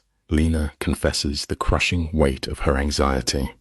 Rosa slides a warm mug across the counter and reveals a poignant truth. Adrian has not anchored his soul to another human this deeply in years. Lena attempts to dismiss the notion, pointing out the brief timeline of their acquaintance. Rosa simply smiles, sharing the dark story of her own sister, who was imprisoned by a violent partner until the boss intervened. This interaction exposes a profound reality about human connection. Shared suffering possesses its own distinct vocabulary, instantly transforming broken strangers into lifelong allies. Rosa details how her sister wore a tragic map of bruises until Adrian finally noticed. The consequence was absolute. The abusive husband simply ceased to exist, leaving her sister to rebuild her life. When Lena asks about the man's destination, Rosa offers a dismissive shrug. Ignorance is the ultimate safety net here. The silence hangs thick. Adrian is an architect of permanent solutions. Eric only draws breath because Lena acts as a restraint. She asks Rosa if she should finally slip the leash and let Adrian finish it. Rosa replies with quiet wisdom. We must all carry the weight of our choices, but certain malignancies demand removal. Dante then enters, his posture screaming defeat. True preservation of peace sometimes demands severing a rotting branch so the rest of the tree can survive. Dante shatters the calm with a devastating update. Eric abandoned his hospital bed, slipping into the city to evade the syndicate. The silver fork drops from Lena's fingers as cold dread settles in her stomach. A cornered predator is drafting a counter-offensive. Dante confirms this fear, sliding a phone across the table to reveal Eric's digital warfare. The abuser is broadcasting a fabricated tragedy, claiming his wife was abducted. Lena begs to have the posts scrubbed, but Dante declines. Eric is constructing a digital shield. If he falls now, he becomes a public martyr. We must recognize this manipulative strategy. The most lethal tool a toxic individual wields is the ability to invert reality, erasing their own cruelty to crown themselves the tragic victim. You and I understand the desperate violence of a cornered animal, yet Adrian steps in, delivering a freezing dose of tactical logic. If Eric is allowed to martyr himself, using force to silence him only validates his fiction. The crime boss outlines a psychological checkmate. The strategy is to feed the abuser the exact scenario he craves, a highly controlled confrontation. Dante protests, unwilling to place Lena back in the line of fire, but Adrian sees the chessboard. Eric must witness Lena standing unbroken, a powerful visual that incinerates his false narrative. It is a vital lesson in surviving manipulation. Allowing an adversary the illusion of control is often the mechanism used to spring a flawless trap. Lena listens in absolute silence, her pulse racing against her ribs. Let us look at this opening shot together. The camera finds Lena, nausea, twisting her stomach at the thought of breathing the same air as her abuser. Yet the cold logic of Adrian's strategy is inescapable. She must tear down Eric's lies herself. She volunteers, words tumbling from her pale lips before her adrenaline evaporates. Dante protests, but Lena knows Eric's obsession will never simply fade. She locks eyes with Adrian, demanding he remain in the shadows as her guardian.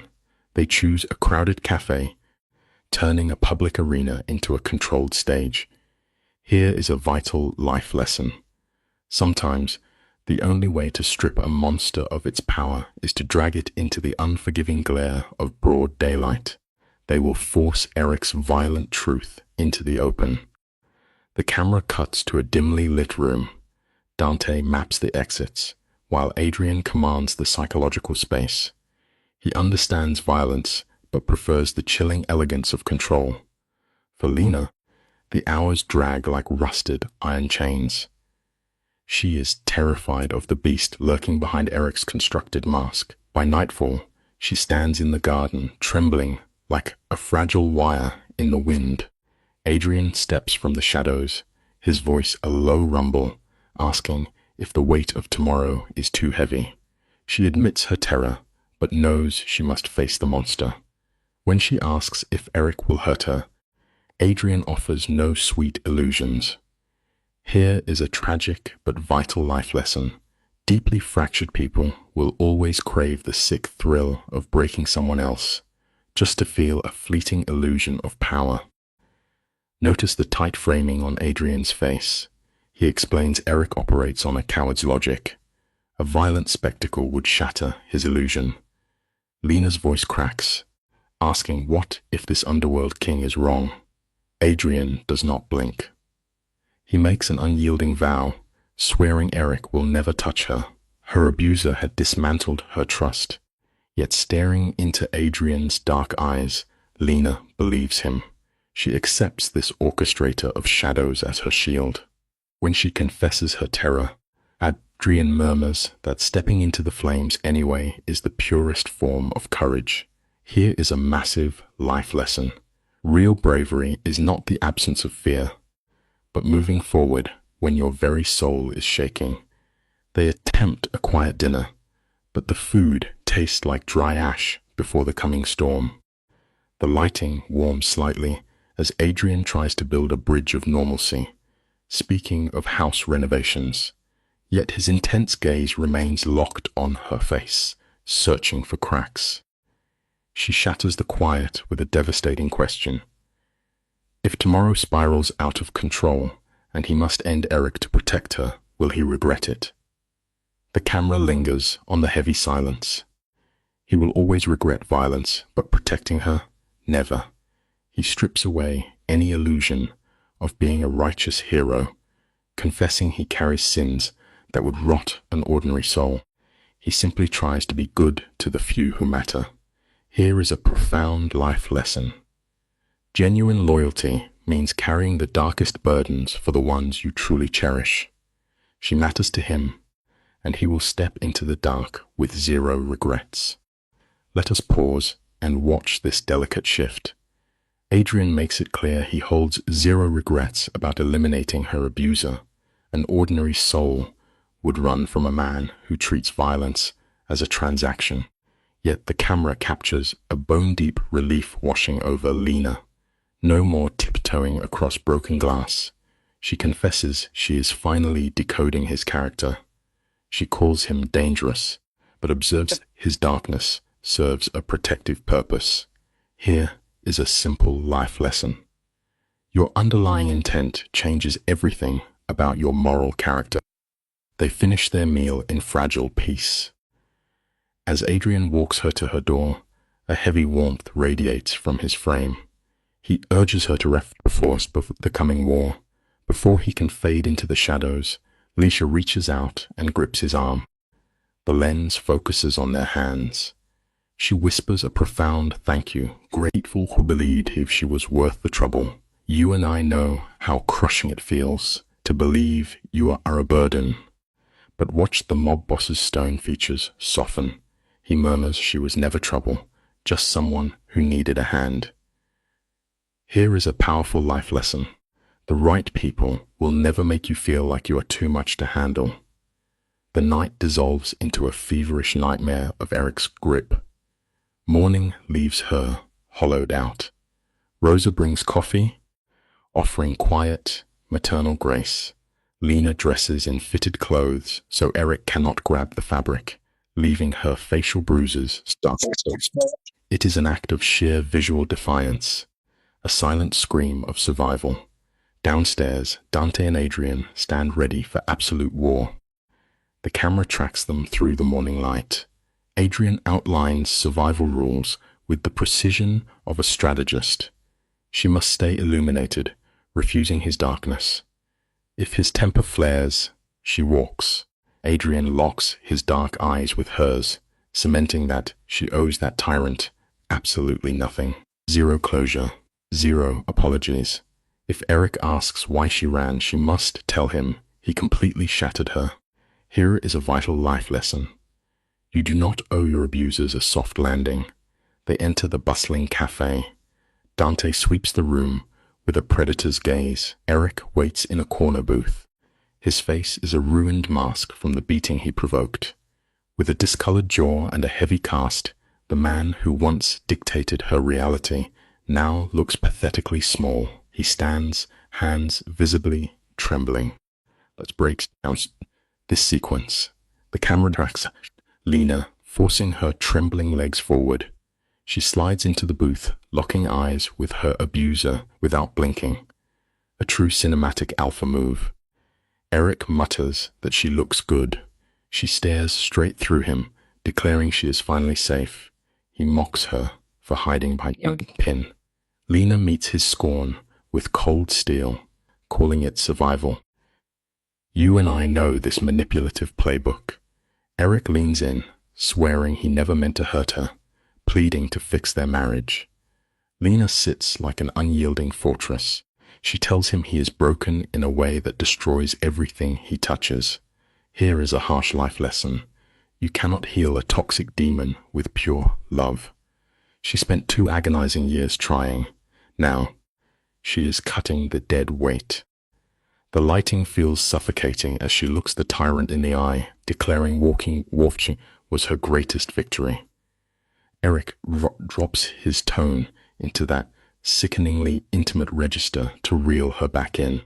He pleads not to abandon what they built. She snaps back, asking what exactly they built. A marriage where she slept on the couch to survive? A life of painting over bruises? She is finished. Instantly, Eric's mask of fake repentance shatters, exposing his venomous rage. He hisses she is only leaving him for the mob boss, trying to twist his monstrous actions into her betrayal. Here is a critical life lesson. Master manipulators will always play the bleeding victim when cornered. She firmly states this is strictly about his violence, letting his manipulation fall flat. The tension peaks. She stares with chilling, cinematic calm. The papers are filed. They are done. Eric loses his grip. His hand shoots across the table, digging into her wrist as he growls, she belongs to him. In the background, Adrian rises like a lethal predator. Lena raises her free hand, commanding the boss to hold his ground. This is her battlefield. She demands Eric let go. He sneers, asking if her boyfriend will hospitalize her next. She leans forward, delivering a devastating whisper. The only reason he is still breathing is that she asked Adrian not to end him. She violently yanks her arm free. Here is a vital life lesson. Never mistake a survivor's mercy for weakness. She drops one final warning. If he ever approaches her again, he is finished. Eric sits paralyzed. Notice the psychological power dynamic invert. You can pinpoint the frame where Eric's brain short-circuits. He expects the fragile victim he created. Instead, he finds a woman forged from iron, unfazed by his aggression. His arrogance crumbles into a pathetic whisper. He asks if she hates him. Her response is freezing ice. She does not hate him. She simply does not care anymore. Zero fear. She calls him out for weaponizing his trauma, ordering him to sign the papers. Eric attempts one last flex, asking what happens if he refuses. She delivers the coldest reality check. Then you die. Adrian steps into the frame, embodying the quiet authority of a king, and guides her out. Here is a profound life lesson. The true opposite of love is not hate, but absolute indifference. Stick with me as the cinematic tension peaks. They are barely outside when Eric yells it is not over. Adrian stops dead. The camera pushes in as he turns, revealing why he is the most feared boss in the underworld. It is not chaotic violence. It is the dead calm promise in his eyes, a silent vow to burn the city to ash to protect her. His voice drops into a lethal baritone. He states it is permanently over, and if Eric fails to understand, Adrian will end him right there. Eric instantly deflates, his bravado evaporating. Back in the safety of the car, Lena's adrenaline crashes. Her body begins to shake. Adrian softly tells her she did an incredible thing by walking away. Here is the truth.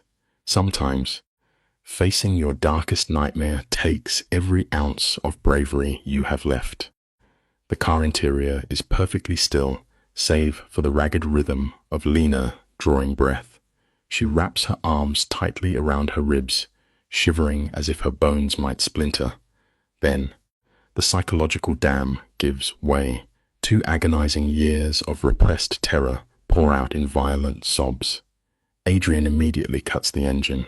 He pulls her against his solid chest, letting her completely shatter against him. His deep voice murmurs over and over that she is finally safe, anchoring her to the present. For the first time in an eternity, she actually believes him. She cries for 20 minutes, soaking his tailored shirt. Let this be a truth to carry. Holding onto silent pain forever will only destroy you. Sometimes you have to completely fall apart before you can even begin to rebuild.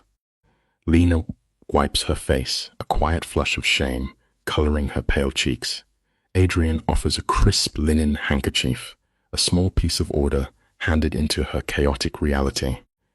He tells her the tears are completely earned. The long drive back becomes a silent study in exhaustion. Adrian acts as her anchor, but the mind of a survivor rarely rests.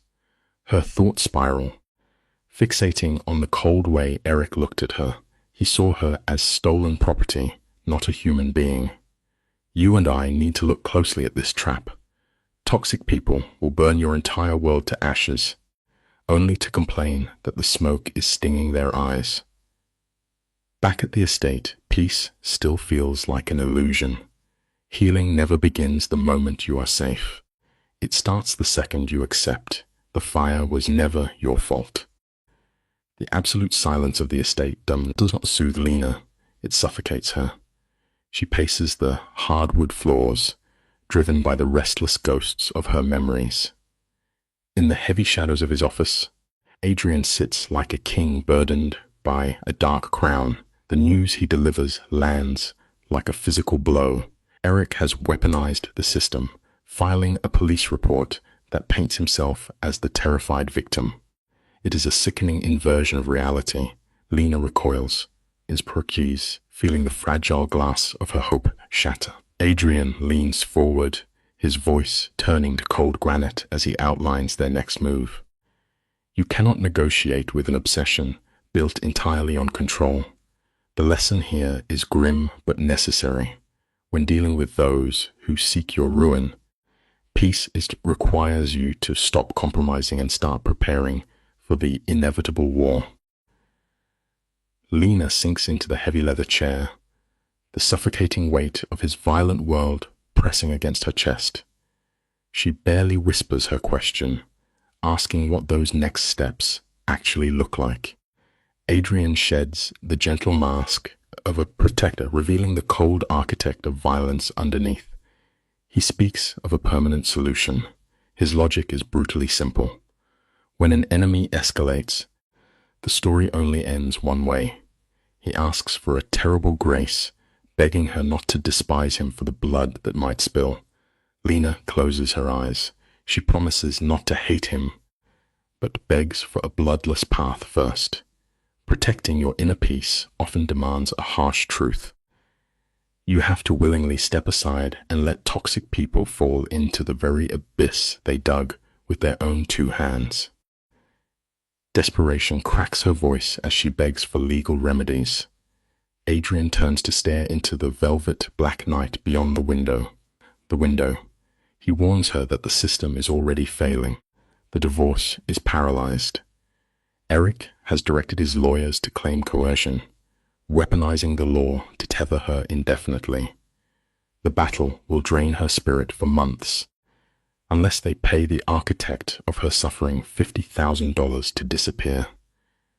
Lena recoils at the sickening injustice of rewarding a monster, but Adrian operates purely on the cold mathematics of survival. He softly asks if her ultimate liberation is worth the ransom. She weeps for the lost principle of it all, but there is a vital truth here. Sometimes being right is a terrible substitute for being free. You have to recognize when paying the toll is the only way to cross the bridge and leave the dark behind. She fights fiercely, hands shaking. How does a man who spent 2 years destroying her spirit walk away with a prize? Adrian steps closer, his presence grounding the room.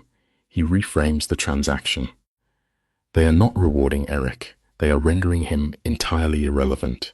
You and I both know the seductive gravity of revenge. The desire to see an abuser broken is a human instinct. Yet, Adrian argues that true victory is simply a quiet room. If cash buys her future without spilling blood, it is an absolute triumph. His logic is an icy blade, cutting through her anger. She finally surrenders, whispering for him to make the offer. The blinding speed at which Eric accepts the cash is the final insult. It proves a bitter reality. The people who break us are rarely complex villains. They are often just hollow shells motivated by the cheapest desires. $50,000. That was the exact valuation of her freedom. Eric signed away his violent obsession in seconds, agreeing to vanish like smoke. This moment should echo with victory, yet Lena feels nothing but a freezing void. 2 years of psychological warfare, casually traded away for the price of a standard car. The ease with which she was discarded cuts far deeper than any physical bruise. Adrian finds her sitting like a pale statue in the shadowed gardens. She is grieving the illusion that her suffering meant something. She wanted to believe there was a wounded heart beneath his rage, but he sold her out without a glance back. Let this be a lasting lesson. The toxic figures we try to save never truly valued our light. You must stop pouring your absolute best into a black hole, expecting a dawn that will never arrive. Staring into the dark garden, Lena whispers the cruel question that haunts every survivor. What does this cheap, transactional ending say about her worth? Adrian does not let the silence linger for a second. His response is a definitive strike against her self-doubt. It proves Eric was never worthy of breathing the same air as her. The money was never a reflection of her true value. It was simply the cost of pest control. When doubt still clouds her tired eyes, Adrian locks his dark gaze onto hers. He tells her she is worth every dangerous risk and every syndicate complication. Eric was simply too fractured to comprehend the treasure he held. Hearing his deep voice deliver those words begins to slowly rewrite the damaged code in her mind. Here is a truth to carry with you. Your intrinsic value is never defined by those who are too blind and profoundly broken to perceive it. She offers a fragile thank you, grateful to finally be seen as a human rather than a possession. The harsh lines of the Mafia boss soften in the moonlight. Adrian quietly confesses she was never a charity case. Pulling her from that wreckage has been the only meaningful act in his violent life. In that suspended breath, the boundary between them dissolves. The air grows heavy with a tension that transcends protector and victim. She whispers his name, but that raw vulnerability terrifies him. His emotional armor slams brutally back into place. He rises abruptly, retreating behind his cold authority. With the divorce finalizing, she must map out her own destiny. The prospect of starting from zero is deeply terrifying. Yet, the destruction of your old life is never truly an ending. A blank canvas is the most extraordinary gift the universe can provide. Before walking away, he reminds her that she finally possesses agency, the right stolen from her. As Adrian disappears, Lena remains alone in the garden. She is suspended in a quiet purgatory between a traumatic history and an unwritten future. For 2 agonizing years, her existence was defined by desperate survival. She mastered the art of shrinking to stay alive. Now, she faces an equally terrifying challenge. She must remember how to simply exist. The following week dissolves into a blur. Eric collects his ransom and vanishes. The gavel falls, and the legal chains finally shatter. Yet, that euphoria she expected never arrives. There is only a profound, echoing numbness. I want you to really think about this with me. When you have spent your life running from a burning building, the absolute hardest part of survival is learning how to stand still once the fire is out. In the aftermath of her freedom, Adrian pulls a masterful disappearing act. The syndicate leader begins ghosting her, burying himself in underworld politics just to avoid their shared space. Is he reinforcing his emotional barricades or granting her the room she needs to breathe?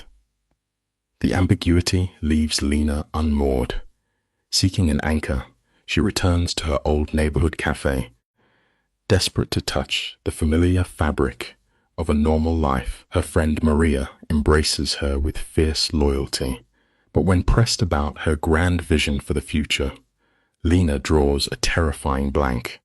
She finally has her freedom, but prolonged trauma has rewired her psychology.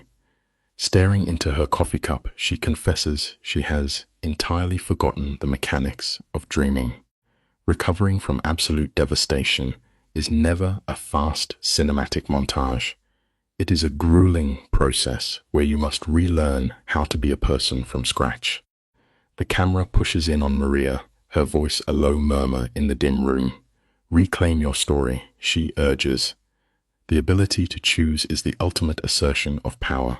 Fueled by this, Lena marches back through the heavy gates of the estate. We see Adrian barricaded behind his mahogany desk.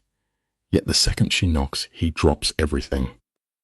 Lena steps into the cold light, inhaling a ragged breath. She is done running. She will build her life in the city, but with one condition. Holding his pitch-black gaze, she announces she is moving out to find her own sanctuary. True healing demands a terrifying leap into the void. Eventually, you have to step out of the fortified safe zone and face the unpredictable wilderness entirely on your own. For the first time, the untouchable Don is shaken. The light captures a tremor in his jaw as Adrian insists she can stay, his voice cracking with desperate panic. Let us look at this moment together. If Lena remains wrapped in syndicate armor, her strength will atrophy. She explains his protection is suffocating her growth. He argues she has proven her resilience, but Lena knows external validation is useless if she cannot believe it herself. She cannot build self-trust behind guards. The sprawling office falls dead silent. Adrian asks if his wealth makes her feel indebted. It was never about the money. She refuses to play the tragic damsel forever. To discover who you truly are, you must bravely strip away the very armor that kept you alive in the dark. The camera lingers on the anatomy of a quiet heartbreak. Adrian swallows the bitter pill of her departure, his face a mask of absolute stoicism. He turns to the dark window, granting her the space to build her own empire. But then the mask slips. He locks eyes with her, delivering a promise that alters the gravity in the room. Moving out, he swears, does not mean she walks alone. If any shadow dares to touch her, he will materialize. The sheer weight of his loyalty leaves Lena gasping for air. In her frantic sprint toward independence, she forgot the agonizing warmth of his orbit. She is going to miss this dangerous man. Sometimes you and I do the exact same thing. We push away the very hands that offer us sanctuary, just to prove we can weather the storm alone. The tragedy is that neither of these fractured souls knows how to linger in softness. The camera tightens as Lena whispers a trembling word of gratitude, thanking him for standing as her shield. For a breathless second, his armor drops. Adrian softly swears she was always his highest priority. Almost instantly, the fortress walls rise back up. He shuffles his sterile paperwork and coolly offers to introduce her to local landlords. It is a dismissal disguised as a courtesy. Lena rises, crushed by the weight of her choices. 2 weeks later, she sits alone, signing the lease on a modest apartment built around heavy locks. Gaining your freedom is a monumental victory, but stepping into that quiet space reminds us that the pursuit of true independence is often the coldest walk imaginable. Maria arrives to haul boxes, forcing a cheerful energy into the room, while Lena stares at the blank canvas of her new existence. The quiet breaks when Dante pushes through the door with heavy crates. but the absence of one man rings louder than a gunshot. There are 0 messages from Adrian. Dante avoids her eyes, merely stating the boss wants her secure. By nightfall, the silence becomes deafening. Lena sits on a worn couch with cheap takeout, suffocated by the very freedom she fought to win. She wonders if walking away was a fatal error. That first week is a punishing trial. There are no bodyguards in the hall, no dangerous protector waiting in the shadows to scare away her ghosts. She is learning the hardest lesson of trauma recovery. You must do the heavy lifting all by yourself. In psychological terms, she is constructing a new identity from the ashes. The camera captures Lena throwing herself into the rhythm of the restaurant, offering bright smiles to strangers who have no idea she just walked away from a mafia kingpin. There is comfort in letting a simple apron disguise her internal wounds. Maria watches carefully, probing for cracks. Lena insists she is discovering her value without a man dictating her life. Yet the midnight hours tell a darker story. Her sleeping mind constantly summons the phantom of her abusive ex-husband, Eric. But every time she jolts awake in a cold sweat, her panicked eyes immediately find the heavy iron deadbolts locked tight on her door. Building a secure fortress of your own is the ultimate declaration of personal power. We must acknowledge the invisible safety net Adrian left behind. If her ex-husband steps out of line, the Don has greenlit his complete destruction. Fear keeps the monster at bay.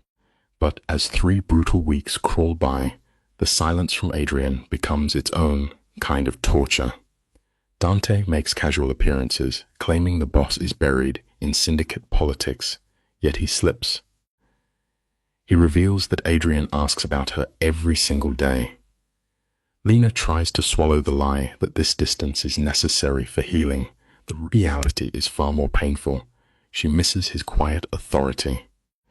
She misses the impenetrable shield he provided when the world felt entirely too sharp. All too often, we sabotage the most genuine connections simply because our hearts are still too bruised to see the truth. The isolation shatters when Rosa marches through the door. The camera tracks her, carrying a warm meal and a piercing gaze that sees right through the deception. She calls out Lena her for stubborn pride. Lena attempts to play the victim, but Rosa has survived 8 years in the shadow of a crime family. She can spot a bleeding heart from a mile away. With surgical precision, Rosa dismantles the facade of independent detachment. When Lena mutters that the situation is complicated, Rosa delivers a profound truth. You do not need a flawless history to be worthy of happiness. You cannot put your entire existence on hold until your trauma is perfectly resolved. Lena goes entirely on the defensive, crossing her arms like a shield. Healing is rarely a quiet or peaceful process. The defensive walls finally collapse, and Lena openly weeps. She confesses she has no idea who she is without the familiar weight of suffering anchoring her to the ground. How do you rebuild a life when your mind is still pacing inside a locked cage? Rosa offers a brutally simple solution, demanding absolute honesty. She explains that carving out your independence does not require a vow of total isolation. Yes, the crime boss pulled her from the wreckage, but he stayed because he values the woman she is, not the tragedy she represents. It is acceptable to care for him in return. Using past trauma as a permanent shield is a tragedy of its own making. Our obsession with projecting unbreakable strength can blind us to the genuine grace standing right in front of us. I want you to picture the sheer panic of reaching out across the void.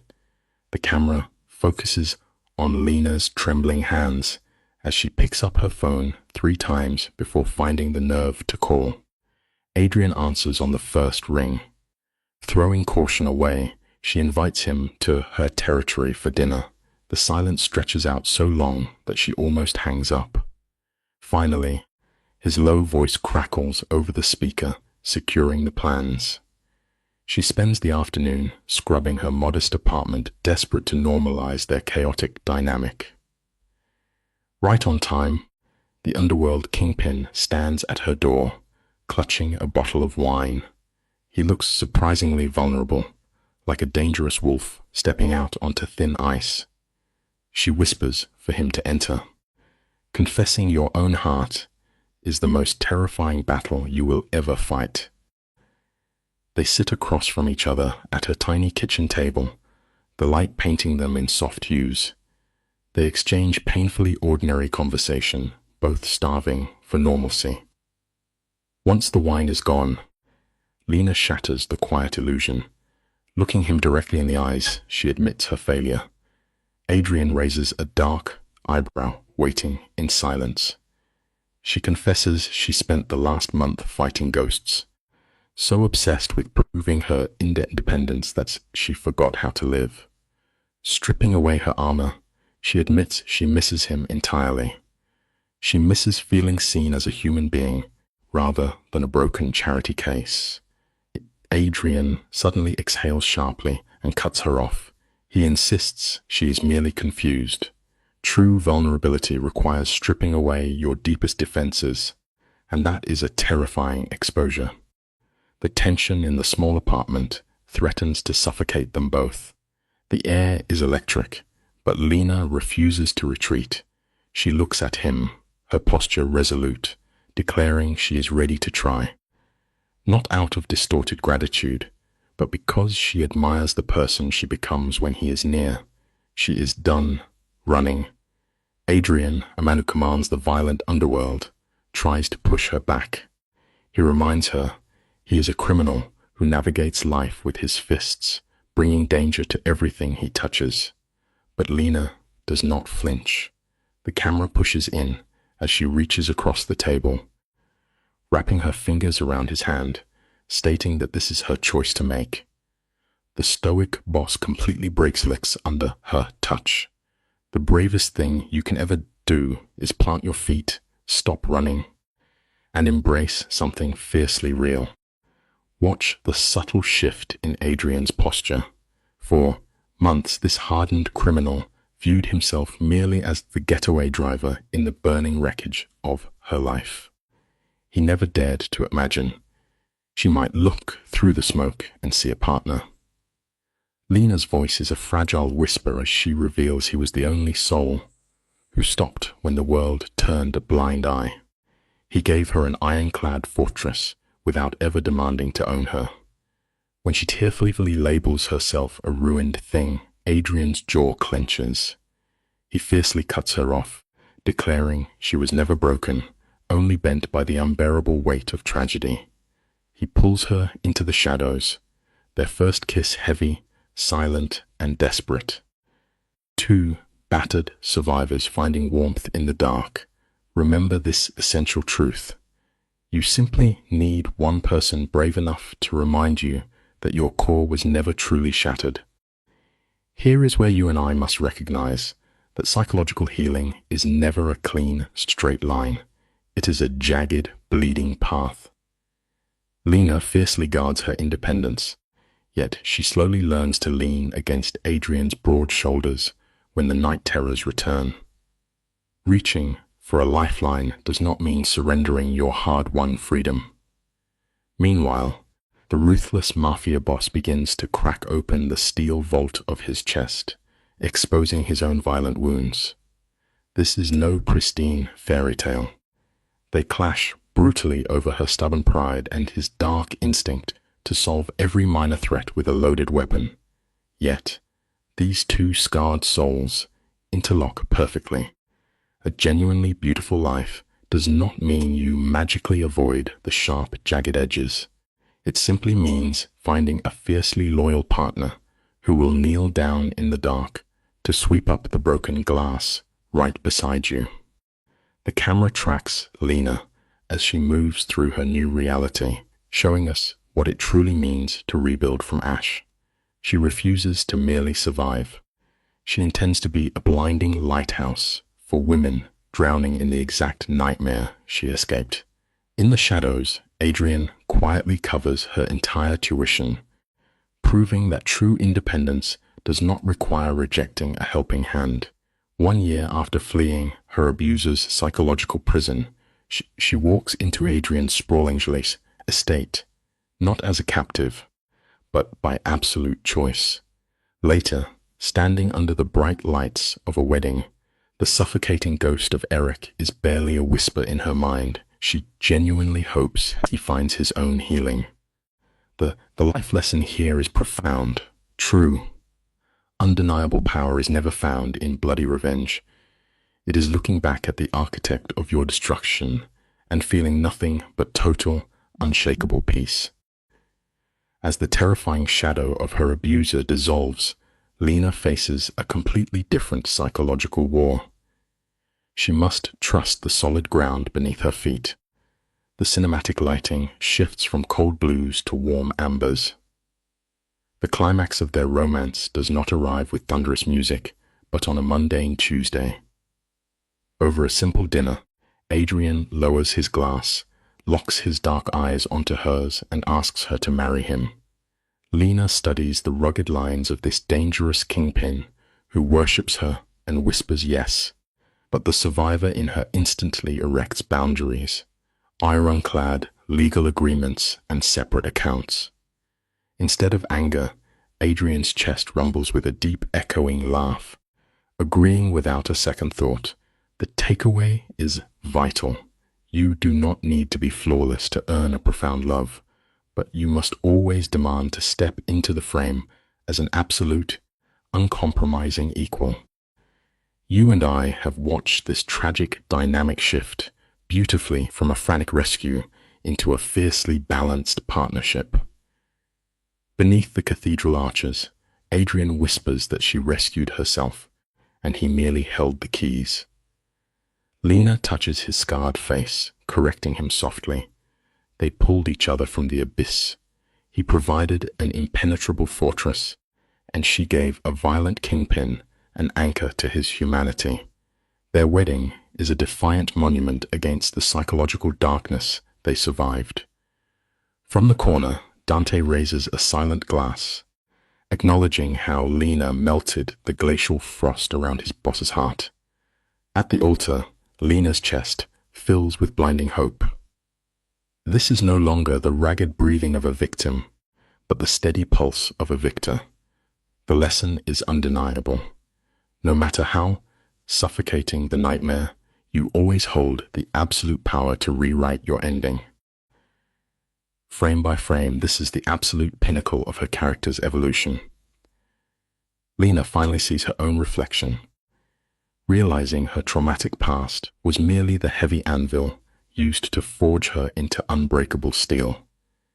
In the quiet dark of their bedroom, Adrian wraps his scarred arms around her, asking where her mind is wandering. She turns, eyes glowing, marveling at her own metamorphosis. When he asks if she harbors bitter regrets, her answer is a cinematic masterclass in radical acceptance. She holds zero regrets. Every agonizing night was a blood-stained stepping stone leading straight to his door. She wouldn't trade a single second of the fire. Adrian presses his lips to her forehead in silent reverence. Note this essential truth.